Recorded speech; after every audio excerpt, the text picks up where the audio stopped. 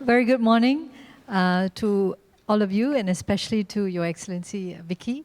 It's wonderful to be back here in the British High Commission's residence. I was here last year speaking at a panel as well, and it's really heartening to note that I was really happy when Eve shared the success of last year's Bett Asia. And of course, this is made possible entirely because it's in Malaysia, right? Window to Asia. And I hope that we have an even bigger success this year, and that's really why MDEC is on board again. So thank you, Mr. Simon, for getting us on board as partner. I wanted to share with you this morning a little bit about what MDEC and Malaysia, together with the Ministry of Education, is doing around educator readiness.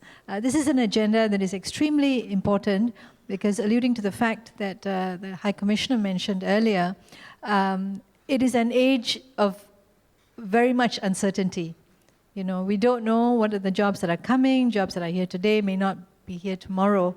And how do we then prepare for this uncertain future where technologies are, changing and disrupting businesses at a rate that we've never seen before?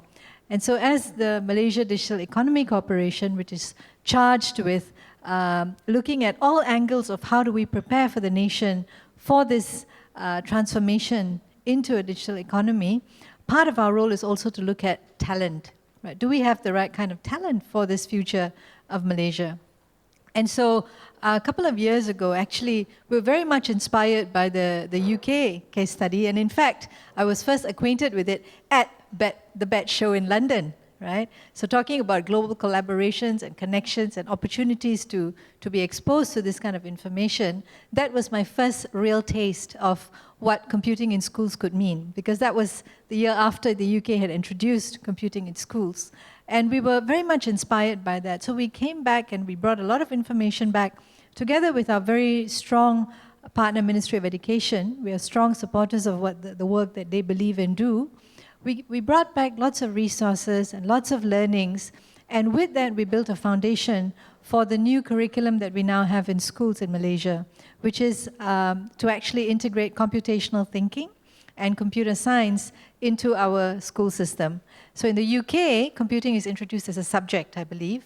But in Malaysia, we've taken a slightly different approach to fit the local environment. We've embedded computational thinking into all subjects in primary schools. And in secondary schools, it's offered as an elective. Computer science is offered as an elective. And that initiative started this year. Now, as you can imagine, in Malaysia, we have 10,000 schools and hundreds of thousands of teachers, as well as headmasters. You call them head teachers, I believe, in the UK. Here we call them headmasters or principals. And it is a humongous task to actually prepare this talent. They are a group of talent as well. Because if they are to actually prepare this future generation for what's coming, where computing systems and digital technologies are going to be reinventing jobs, these teachers must first be ready. And the head teachers must also be ready to drive that change. And it was not a task that, as the High Commissioner pointed out, not a task for any single institution or agency to undertake. And that is where we truly believed in the power of collaboration and partnerships. And we're extremely thankful to the Ministry of Education, who was very forward-leaning on this matter. And they really felt that collaboration was indeed the way to go in getting our teachers and headmasters up to speed. So what we did was we worked together. We also looked at what was available around the world. And we went to the British Computing Society, BCS, because they were the ones that were working on the computing syllabus in the UK. We worked with them to come up to adapt the computer science teaching certificate in Malaysia. And so today, working closely with BCS as a partner, we've actually adapted it for the Malaysian environment based on the curriculum here, and that is offered through universities. So we've got a bunch of universities who've come on board, 6 to be exact at the moment. We're looking at new partners, so if there are universities here, we'd be more than happy to work with you. And we've actually now embedded this into universities. And universities now can offer this to teachers. During school holidays, they come back for a sort of a part-time course, and they take it. Right. At the same time, we've worked with industry to look at the curriculum, readiness, and to look at how do we teach these teachers. And so in coming up with teaching modules. We've worked very closely with industry to input into those teaching modules. And these teaching modules are then used by teachers in the classroom as a guide. So these are sample lesson plans, these are online resources, open source content that they can draw on and actually deliver, right? Because it is a big leap. And it's an even bigger leap to expect our teachers to be able to come up with interactive, engaging lesson plans that are able to embed computational thinking. And this is where we leapfrog the process by bringing industry on board. Yeah? So it's a very important process that we took, and I think it has borne fruit, because to date, through this approach of working with universities and, of course, the Ministry of Education's own efforts in cascading this training down to the local teachers, about 70,000 Malaysian teachers have been trained in a span of about a year and a half. Right? So, of course, it doesn't address the 400,000 teachers yet, but we are hopeful. We're hopeful that we've got the right approach, and that in working with partnership with universities and with industry, we can continue to make this systemic, and we can continue to scale this. What we also did was we embedded the British Computing Society's computer science teaching certificate. We embedded that into the teacher training colleges in Malaysia. So we trained the lecturers of teacher training colleges in Malaysia nationwide, about 100 lecturers who were trained, and they have now localized and adapted that content, which is being delivered to all pre-service teachers. So that has become something which is systemic, right? And this is only made possible through the close collaboration that we had with BCS. Yeah.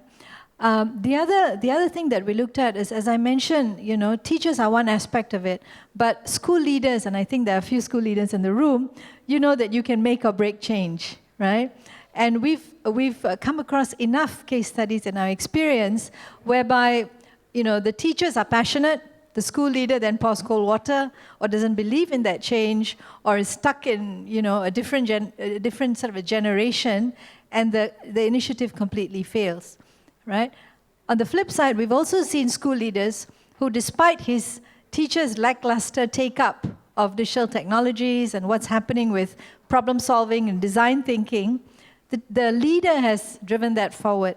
The leader has actively engaged with private sector, set up all kinds of facilities in labs in his school with private sector, encouraged his students to participate in these activities, and these schools have emerged as excellent schools. Let me share with you an example up in the northern region. There is a school there which is not really, I wouldn't call it an urban school, it is sort of a suburban bordering on rural.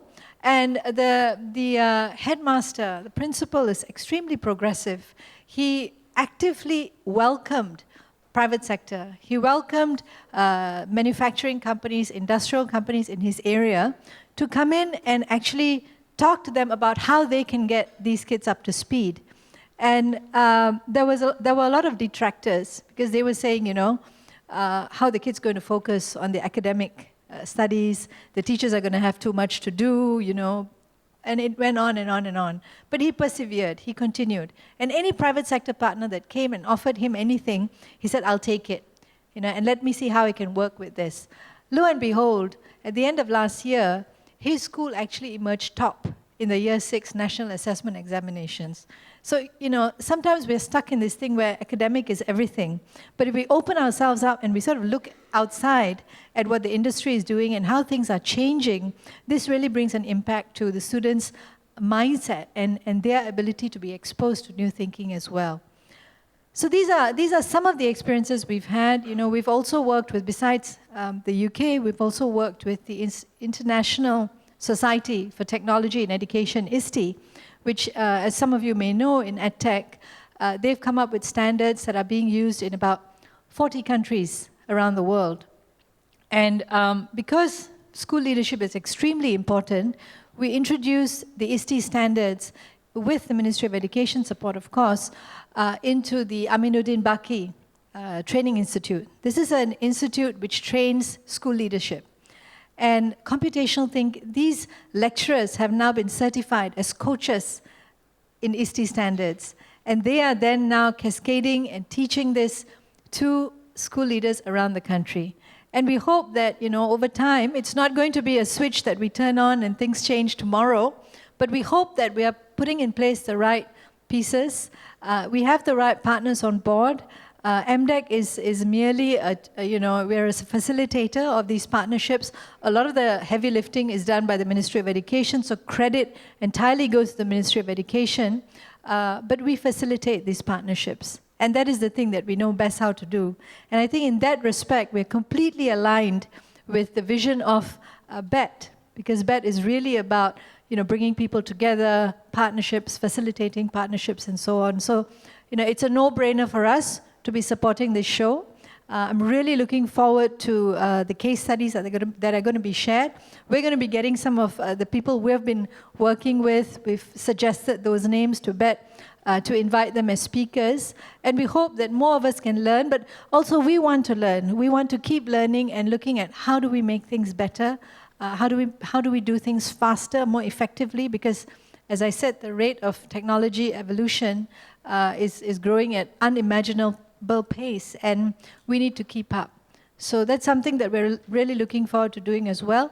It's wonderful to be back here once again, and thank you for inviting us to share a little bit of what we're doing. Thank you.